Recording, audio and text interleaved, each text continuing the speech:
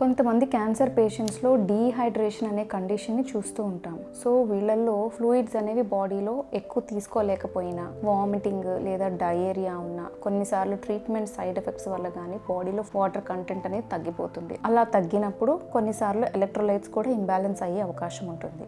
So ఈ కండిషన్ని మనం కరెక్ట్గా టైంకి రికగ్నైజ్ చేయకపోతే కొన్నిసార్లు డేంజర్ అవ్వచ్చు. సో ఈ డీహైడ్రేషన్ పేషెంట్స్లో మనం ఎలా గుర్తించాలి? ఈ నాలిక అనేది పొడిబారి పోయినా, లేదంటే ఈ పెదాలు అనేది పగిలినట్టు అనిపించినా, ఈ యూరిన్ అవుట్పుట్ అనేది తగ్గిపోయినా, లేదంటే యూరిన్ కొంచెం డార్క్ కలర్లో కనిపించినా, ఇవన్నీ డీహైడ్రేషన్ సిమ్టమ్స్ అన్నమాట. సో ఈ పేషెంట్స్లో కొంచెం వికారం అనిపించినా, లేదంటే రిపీటెడ్గా వామిటింగ్ వచ్చినా, సివియర్గా హెడేక్ అనిపించినా, వీళ్ళు కొంచెం ఎక్కువగా కన్ఫ్యూజ్ అవుతూ ఉన్నా, మగతగా అనిపించినా, లేదంటే సడన్గా వాళ్ళ ప్రవర్తనలో మార్పులు అనిపించినా, వాళ్ళ కండరాలు బాగా బిగుసుకుపోయినట్టు, కండరాలు నొప్పి ఉన్నట్టు, లేదా కొంతమందిలో ఫిట్స్ కానీ, కళ్ళు తిరిగి కింద పడిపోవటము, ఇలాంటి సిమ్టమ్స్ ఎవరికైనా ఉంటే ముందుగా మనం డౌట్ పడాల్సింది ఎలక్ట్రోలైట్ ఇంబ్యాలెన్స్ ఏమైనా ఉందా అని. సో వీళ్ళల్లో ఇమ్మీడియట్గా సీరం ఎలక్ట్రోలైట్స్ అనే టెస్ట్ పంపించి ఏదన్నా ఇంబ్యాలెన్స్ ఉంటే కనుక వాటిని ఇమ్మీడియట్గా కరెక్ట్ చేసుకోవాలి. సో ఇలాంటి కాంప్లికేషన్స్ని మనం అవాయిడ్ చేసుకోవాలంటే ఏం చేయాలి? ఫ్లూయిడ్స్ని బాగా ఎక్కువ తీసుకోవాలి,